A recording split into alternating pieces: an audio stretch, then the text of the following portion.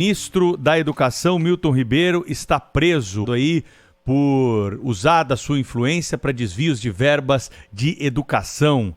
O presidente Jair Bolsonaro tinha dito que acreditava no ministro, colocaria a cara no fogo pelo ministro, e agora já mudou o discurso, né? Ontem mesmo nós acompanhamos aqui ele dizendo que se a polícia prendeu, se a justiça decretou a prisão, é que alguma coisa tem contra o ministro e ele deve as suas explicações.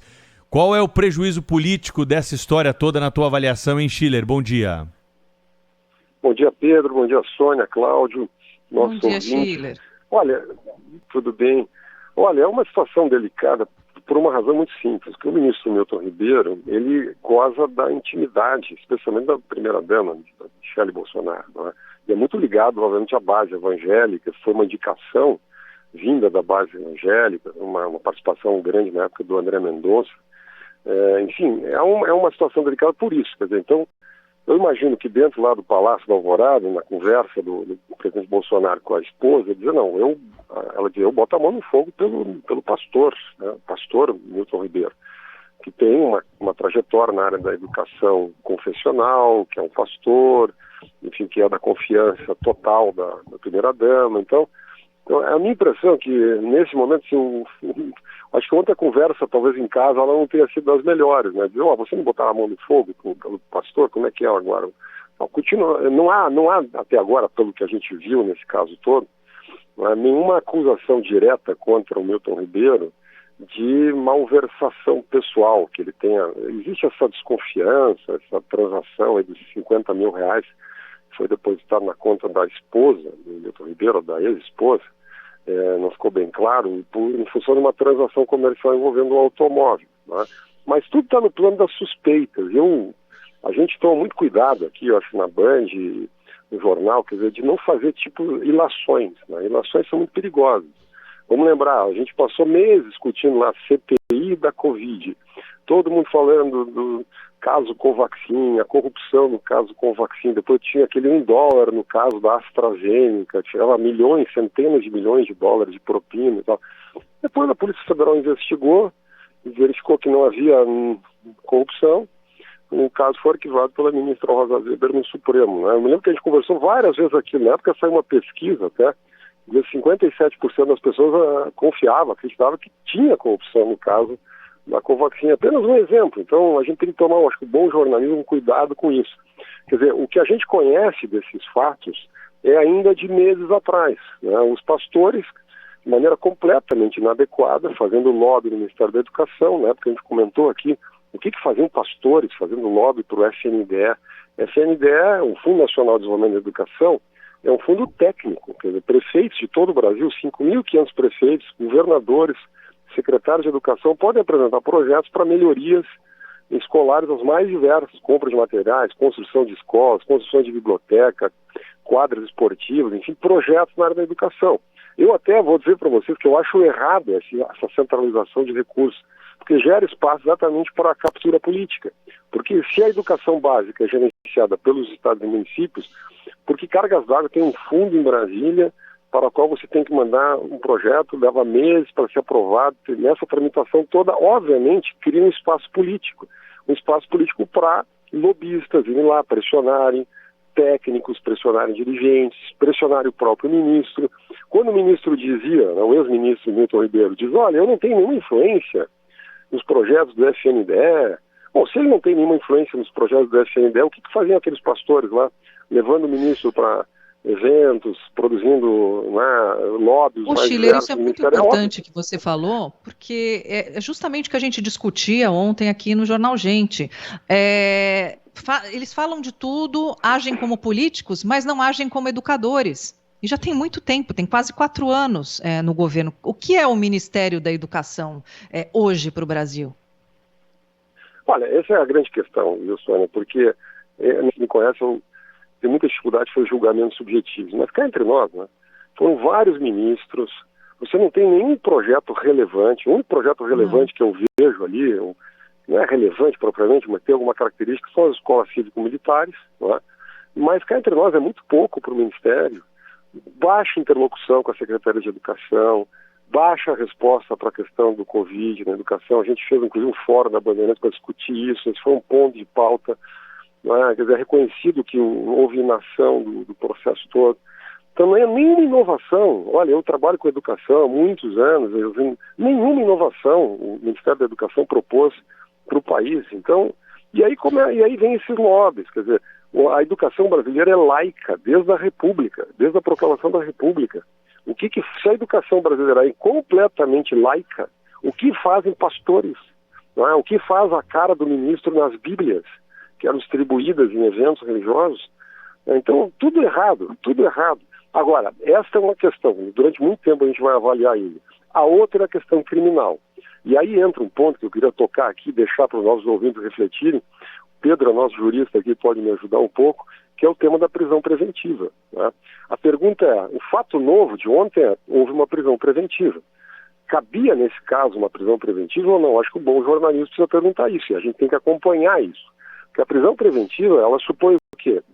Uma agressão, uma obstaculização do processo penal, ou seja, aquele réu, aquele investigado, no caso aquele investigado, ele precisa realmente ser considerado como um perigo à investigação, né? E os fatos precisam ser contemporâneos não o mal feito, que esse é do passado, mas é preciso que haja algum indício de que o ex-ministro Milton Ribeiro continuava, né, obstruindo a investigação, ou cometendo alguma ilegalidade, ou agindo de alguma maneira que justificasse essa prisão, né? Porque a prisão não pode ser uma pré-condenação, não pode ser um juízo feito arbitrariamente sobre culpabilidade ou não, né? Ela tem requisitos. Nós assistimos nos últimos anos no Brasil abusos. Olha, eu mesmo escrevi muito sobre o abuso do caso do reitor Cancelier da Universidade de Santa Catarina, também um reitor que foi preso. Havia na época uma operação, 80 milhões de dólares na Universidade Federal de Santa Catarina.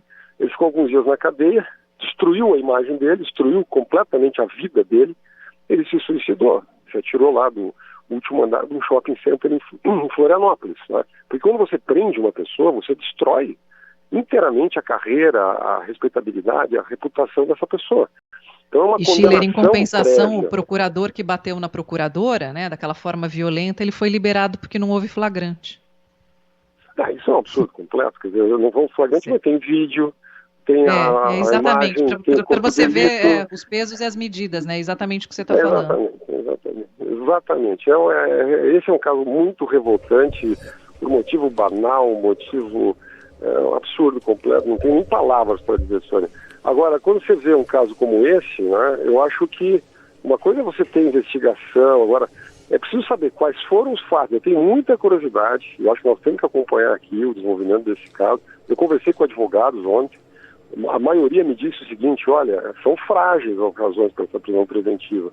Um chegou a me dizer o seguinte, ela deve ser reformada, a gente nunca sabe, né, pelas instâncias superiores, isso vai ser analisado, né. Independente disso, como nós estamos há 3 meses das eleições, não vai dar tempo, na minha opinião, para que esse caso seja esclarecido.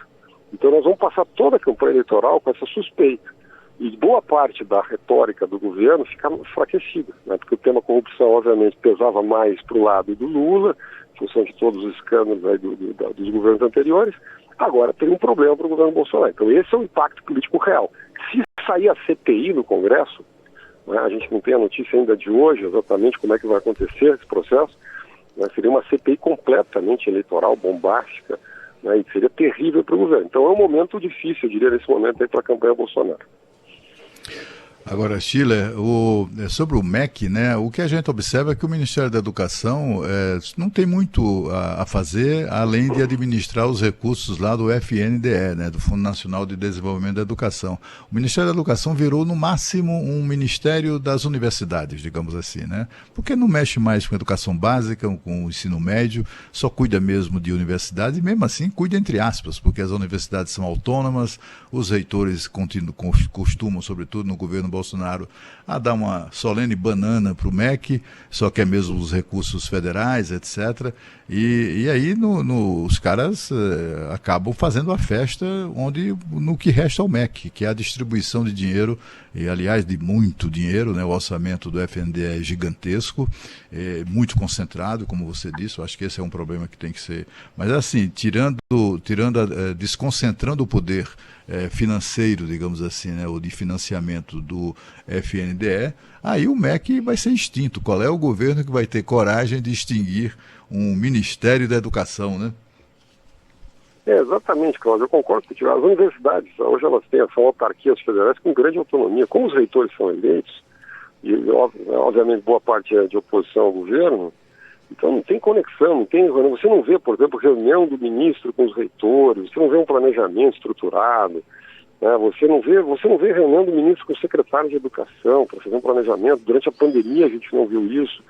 Então é uma desconexão que existe hoje entre, digamos assim, o mundo da educação, para o bem e para o mal, é o mundo da educação brasileira, que os resultados são ruins, mas a partir daí que você tem que trabalhar, e o Ministério da Educação. Uma função importante do Ministério da Educação é a avaliação, né?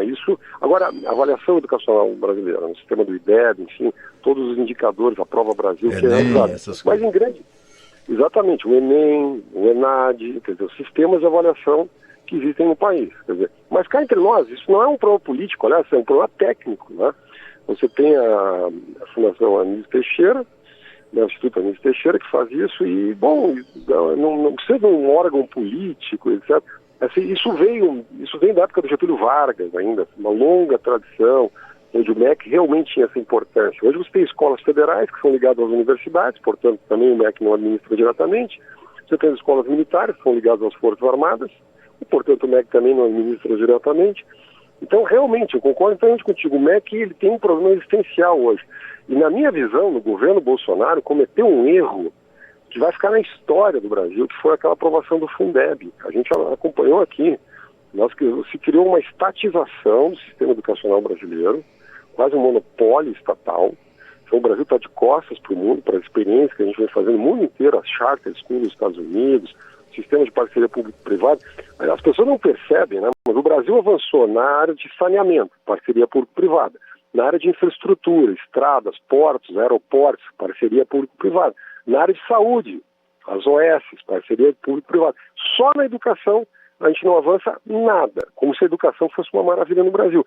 Quem é que deveria liderar esse processo? O MEC. Propor ideias novas, trazer especialistas internacionais, ou seja, trazer legislações inovadoras. O que a gente fez? O contrário. A gente estatizou. No momento que está se abrindo os mercados para participação, investimento privado, etc., nós fechamos o setor. E ainda criamos uma coisa absurda que ninguém notou no Brasil, né? Quase ninguém notou no Brasil. A gente notou aqui na Bandeirantes, foi passar de 60% para 70% o mínimo do Fundeb, que é o maior fundo da educação brasileira, que tem que ser aplicado em funcionários públicos. Então criou esse mar de abonos do Fundeb aí na virada do ano, bilhões de reais no Brasil, depositados para a corporação pública, porque aprovaram no Congresso essa passagem sem nenhuma base técnica, de 60% para 70% o mínimo.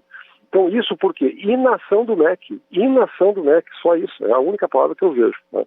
Vamos acompanhar aí, mas digamos assim, o balanço, até agora pelo menos, que entre nós está terminando o governo, na educação do governo não é nada boa.